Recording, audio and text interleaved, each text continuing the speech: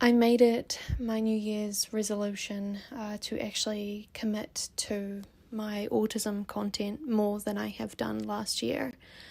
Commit to my vision, commit to what I want to achieve, and so I am back much sooner than I have been typically with another video for you guys. Why would you want an autism diagnosis anyway? This title has actually stemmed from a comment that I received on my last video.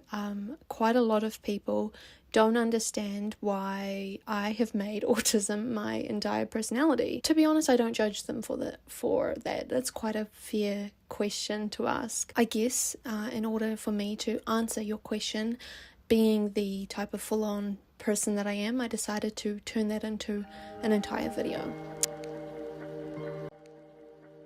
Some people have said, why would you actively seek out an autism diagnosis? Isn't life easier without the label? And I think 100% coming to know that you are autistic or neurodivergent in itself is a very personal thing. Everyone has their own feelings around it. For me personally, it was a matter of life or death, and that might sound incredibly dramatic, but I never believed that I was going to make it into adulthood without that label, without the understanding of myself. To answer your question, isn't life easier without a label? I would argue that life has been made easier with the label, and here's why. I think, and I don't mean to offend anyone when I say this, but I think for the older generation or older generations than me, a lot of people from this time believe that having a label of autism can actually negatively impact your life. And I don't judge this. In fact, my mum was someone who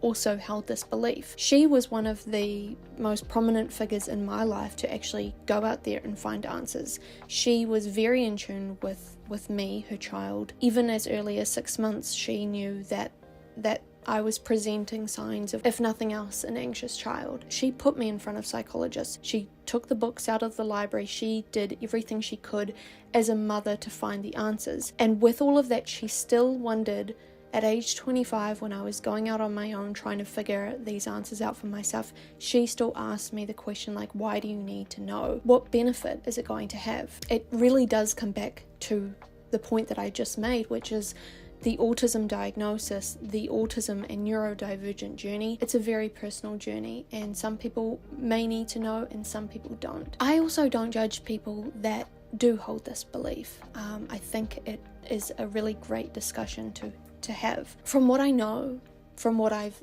heard people say, having the autism diagnosis, for some people, they believe that it actually sets you back in life, that it actually leads to more stigma, less opportunities, more judgment, and ultimately less happiness. I got very, very lucky with having a mother who was very aware. She was aware at a time. It was kind of like whisperings, Asperger's is what it was referred to, and it wasn't quite a well-known thing, but she went ahead and tried to find the answers, as I previously said. I think for parents who perhaps aren't as willing or aren't as knowledgeable or aren't as open-minded, maybe is the word, to mental health and the impacts it has on a child, believing that mental health is a part of a child's life, or could be, all of this goes into why a child is diagnosed or not. It comes back to the parents. Perhaps the parents who are not chasing the help, who are not chasing the diagnosis, their reasons for doing this are because they feel that the child is somehow faulty if there does turn out to be a diagnosis in there, but it doesn't end there. Their perception goes further than that. I believe that the mindset is, if my child does turn out to have a diagnosis of some sort, then that must mean that something that I did as a parent is faulty, and therefore I am faulty as a human being. And so the denial of a diagnosis for their child doesn't often stem from their own thoughts around the child.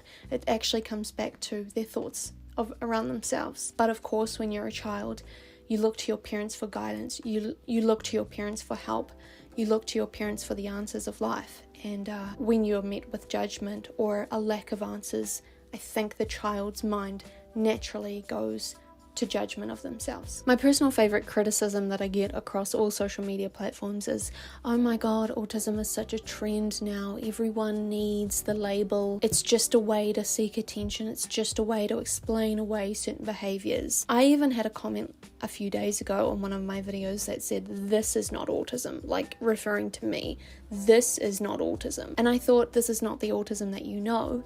This is not the stereotypical autism, but it is still autism. So all of this brings me to the answer to the title of this video. The reasons that people seek a diagnosis of autism. Number one, first and foremost, is validation. Autistic people are the first ones to gaslight themselves into believing that what they're feeling, what they're experiencing, the overwhelm isn't actually there, and it's their own doing. It's their own weaknesses. It's their own issues, essentially. And what the initial diagnosis does for a person is it validates the person that actually what they were pushing down, what they were gaslighting themselves around, wasn't actually wrong. They were completely correct. I would like to say that the diagnosis immediately allowed me to befriend myself. Suddenly, my brain wasn't the enemy anymore. It was like, oh my god, I'm allowed to be what I am now, suddenly, because I have this label. And that sounds so wild, but validation brings friendship for the self. Number two, access to support. I have talked about this in many videos before. I have seen, I don't even know how many counselors or therapists at this point, but I started my journey into therapy at age 6. But not one of those counselors, not one of those therapists was actually trained in autism. Not one of them actually had kind of any understanding. What this then meant is what they were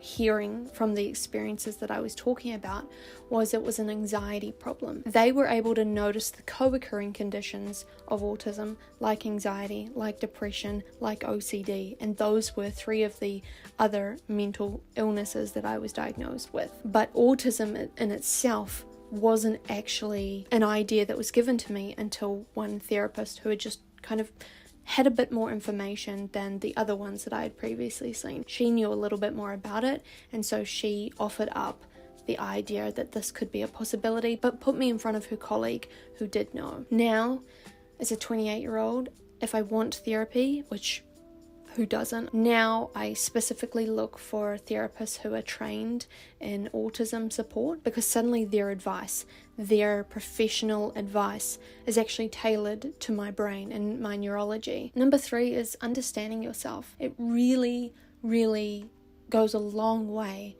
having an understanding of your brain. The work really isn't able to begin until you have that diagnosis, or until you're able to self-diagnose with autism, because that's when you can start reading the books, that's when you can start listening to creators, that's when you can actually start building a map of your mind, of your life, of the direction that you're heading. I talked about this in my last video, but actually coming to the realization that I was autistic now as an adult suddenly means that my life is going to look very, very different from those that I am around, whether that be family, whether that be friends, and the lives that I was around when I was growing up. And that can be a really scary place, because you're entering into the unknown.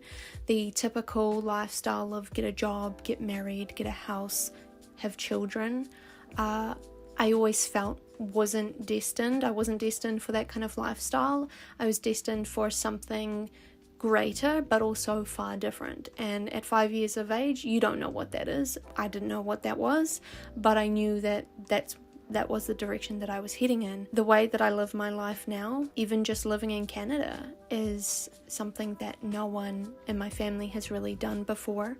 Venturing out onto this side of the world. So everything about my life today, it's unknown. It's unknown to the people around me. It's scary, but I'm also living very intentionally to the person that I am meant to become. I just keep coming back to the theme of this video really, which is befriending yourself, being able to find a friend who doesn't judge, who just accepts. Like, that's what this diagnosis really does allow for. And finally, the sense of community. I mean, it really does go without saying, we literally have a community right here, whether this is the first time that you're watching me or whether you are subscribed and know my face and know my story. You know, this is still a community. I'm finding currently that more and more I gravitate toward more autistic people, more quirky people, just more unique individuals who really aren't living the stereotypical life that we were told we were meant to want. I think the age of social media has really brought about a sense of community, I think, completely for my life. I mean, I started creating videos at age 17 and I'm about to be 29 in April, so that's 12 years of a community. And even though it hasn't been that long of understanding my autism, I really felt a sense of community when my own life friendships were not present, or I was going through really tough times. I had a place to talk, and I currently have that community. And whether or not you make content online, it's irrelevant. You know, you being the viewer, you finding helpful, useful information in the words that I'm saying, like, I'm there for you, you're there for me, like, it's a relationship that we're building. Us having this understanding of ourselves, really, we're able to support each other. This is how it changed my life. These are some of the reasons why an autism diagnosis was something that I had to fight for and I had to learn. My self-esteem has improved, my self-acceptance has improved. I have good people. I'm starting to find really good people, and ultimately I had permission to be myself. I love that. It's the message of this video. I'd like to give you permission to be yourself. I hope you guys enjoyed this video. If you would like for me to talk on any topics that are relevant to your life, that you would just like someone else to share, please do leave a comment down below, or you can message me on my social medias. I will leave it all down below. I love you guys so much, and I'll talk to you very soon. Bye.